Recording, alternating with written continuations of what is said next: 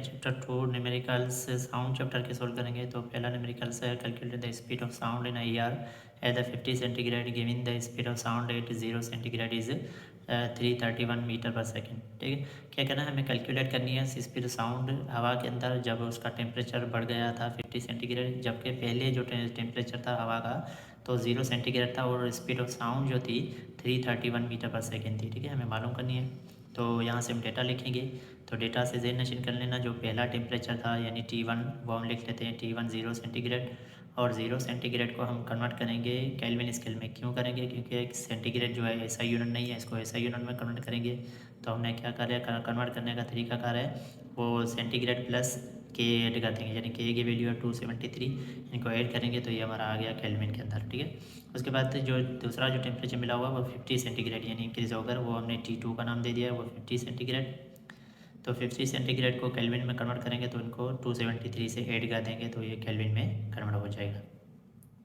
अच्छा, उसके बाद जो वेलोसिटी यानी पहले जो वेलोसिटी थी वी नॉट सो मेंशन किया, या इनिशियल वेलोसिटी कह लें, वो कितनी थी पहले, वो 331 मीटर पर सेकेंड। हमें मालूम करनी है वी यानी चेंज इन टेम्परेचर में वेलोसिटी कितनी होगी वो मालूम करनी है। तो जो फार्मूला लगेगा V T is equal to V naught multiply by under radical T2 upon T1। ठीक है, या फिर इसको इस तरह पे कर सकते हो simplify, V naught under radical T upon 273। अच्छा, ये जो का फार्मूला है ये कॉमन फार्मूला है। तो जब हमारे पास यहाँ पे टेम्परेचर 0 सेंटीग्रेड मिला हुआ है तो हमें पता है 270 है, तो ये भी फार्मूला इसी से बनाए। लेकिन जो कॉमन फार्मूला ये है, अगर टेम्परेचर 0 सेंटीग्रेड ना मिला हुआ हो तो फिर हम यही फार्मूला इस्तेमाल करते हैं, यानी T1 divided by T2 divided by T1।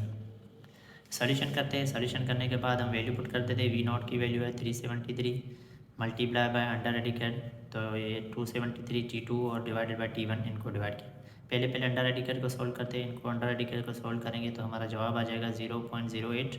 इनको आपस में मल्टीप्लाई कर देंगे, कर देते हैं 331 मल्टीप्लाई बाय 0.08, तो हमारा जवाब आ गया वही जो 3, हमारा जवाब आ गया 358.4 मीटर पर सेकेंड।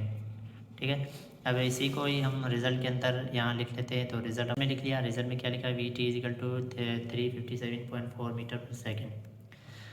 अच्छा, इसी सवाल को एक और ट्रिक के ज़रिए भी सोल्व कर सकते हैं।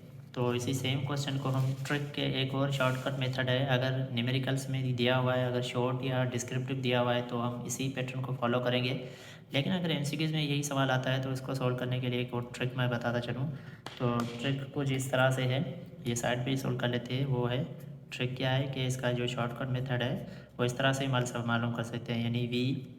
अच्छा, उस ट्रिक के अंदर आपको ये टेम्परेचर जो है केल्विन स्केल में कन्वर्ट करने की ज़रूरत नहीं है, तो हम डायरेक्ट इसको इस तरह से कर सकते हैं, यानी V T is equal to V naught plus 0.6 multiply by T. ये फार्मूला याद कर लेना, शॉर्टकट मेथड है। एमसीक्यूज़ में अगर आंसर आए तो कह रहा है कि 0 सेंटीग्रेड पे इतना वेलोसिटी है, अगर टेम्परेचर इंक्रीज़ हो जाता है तो कितनी वेलोसिटी होगी, अक्सर सवाल आता है। तो एमसीक्यूज़ में आता है तो ये पूरा मेथड जो है न्यूमेरिकल्स का सोल्व करने के बजाय आप इस शॉर्ट फार्मूले के तहत आप सोल्व कर सकते हो। कैसे, तो हमें पता है जो इनिशियल वेलोसिटी थी कितनी मिली हुई थी 331 प्लस और 0.6 से जो हमें टेम्परेचर मिला हुआ है उसको मल्टीप्लाई कर देंगे। जो टेम्परेचर कितना मिला हुआ है 50 सेंटीग्रेड, इसको मल्टीप्लाई कर देंगे। ये जनरेशन कर लेना, यहाँ पे सेंटीग्रेड में रखना है टेम्परेचर। ठीक है, तो ये जो शॉर्टकट बनाया हुआ है वो सेंटीग्रेड के लिए बनाया हुआ है, ताकि आप झंझट से बच सके कि सेंटीग्रेड को केल्विन में कन्वर्ट करो, फिर पुट करो फार्मूले में, फिर अंडर रेडिकेट सोल्व करो, तो अंडर रेडिकेट बहुत डिफ़िकल्ट हो जाता है। ठीक है, तो यहाँ से भी सोल्व कर सकते हैं। अगर 0.6 लिखें, इसको मल्टीप्लाई कर लें 0.6 को, तो 0.6 को यहाँ से मल्टीप्लाई कर सकते हैं। 0 पॉइंट कैलकुलेटर के बगैर सोल्व करना चाहते हैं तो ये पॉइंट रिमूव होगा, वहाँ पाना आ जाएगा 10 मल्टीप्लाई बाय 50 0। ठीक है, 0 0 से कैंसिल हो जाएगा। 6 को मल्टीप्लाई करेंगे 5 से तो हमारा आ जाएगा 30, तो 331 प्लस 30। ठीक है, तो हमारा जवाब अप्रॉक्सीमेट वही आ गया 361 जवाब आ गया। ठीक है, वेलोसिटी अप्रॉक्सीमेट वाली वही जो बुक के अंदर मिला हुआ है 360 मिला हुआ है, 360 मिला हुआ है, लेकिन हमारा अप्रॉक्सीमेट वही जवाब आ गया ट्रिक के थ्रू। ये है ट्रिक। सेकंड क्वेश्चन सोल्व करते हैं। तो सेकंड क्वेश्चन में क्या है, person is audio will range from 20 hertz to 20,000 K hertz, what are the distinguishing wavelength of a sound wave in a ear corresponding to two frequency. Take the speed of sound in a ear is a 340 metre per second. ठीक है, अब कह रहा है कि एक person है, एक इंसान है, जो इंसान की ऑडियो की रेंज हमें पता है 20 हर्ट्ज से 20,000 के तक होती है, 20,000 तक होती है। तो हमें डिस्टिंग्विश करना है वेवलेंथ, वेवलेंथ कितनी होगी जबकि स्पीड हमें मिली हुई है। तो सबसे पहले हम फ्रीक्वेंसी 1 यानी फ्रीक्वेंसी n1 इसको कह लेते हैं।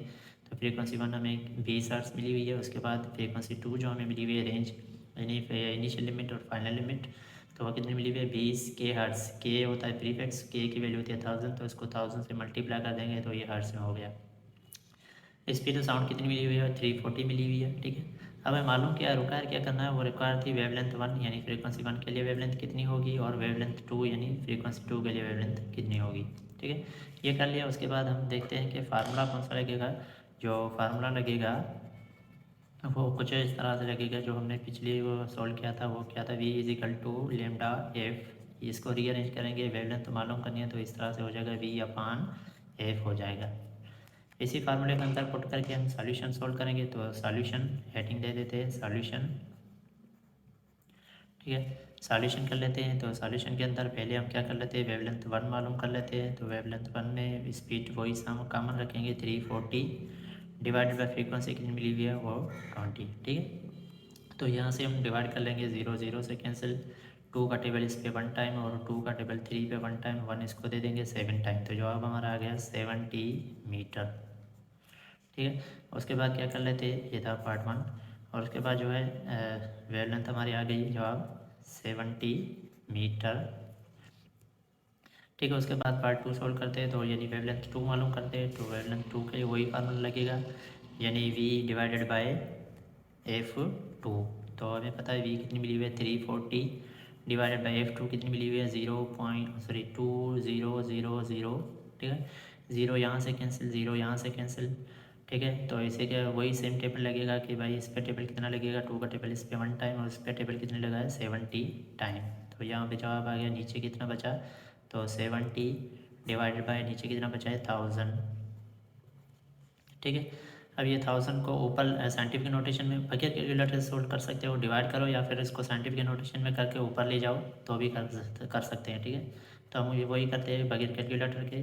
तो इसको कन्वर्ट कर लेते हैं साइंटिफिक नोटेशन में, तो 10⁻³ हो जाएगा। ये प्लस के ऊपर चले जाएंगे तो कितना बचेगा माइनस के। तो हम ऊपर चले गए तो माइनस के हो गए। तो माइनस को कुछ इस तरह से भी लिख सकते हैं, 3 के लिए हम जो प्रीफिक्स लिखते हैं वो लिखते हैं वो 70 वही आ गया। प्रीफिक्स में लिखेंगे 3 माइनस का है तो मिली होता है। ठीक है, unit M for metre 70 millimetre. ठीक है, तो हमें वेवलेंथ 2 मिल गई कितनी 70 मिलीमीटर, और जो वेवलेंथ 1 यानी मिली हुई है वो कितनी मिली 70 मिलीमीटर। ठीक है, अच्छा जो 71 मिल गए, ठीक है, मिलीमीटर। अब ये दोनों आंसर मिल गए। जो बुक के अंदर जो आंसर मिला हुआ है, ठीक है, यहाँ बुक के अंदर जो आंसर मिला हुआ है वो 58, ये बुक की मिस्टेक है। ये आंसर जो मिला हुआ है ये गलत मिला हुआ है। ठीक है, तो हमारा जो बुक है न्यू बुक है, ये टेस्ट एडिशन में फ़िलहाल चल रहा है, तो इसमें काफ़ी सारी मिस्टेक्स है। तो ये आंसर जो यहाँ पे मिला हुआ है मिस्टेक के थ्रू मिला हुआ है। पहली हमारी ये रीडिंग जो आ गई है मीटर और मिलीमीटर में दोनों आ गई यहाँ पे, लेकिन डिजिट का फ़र्क है। ठीक है, तो हमारा आंसर आ गया।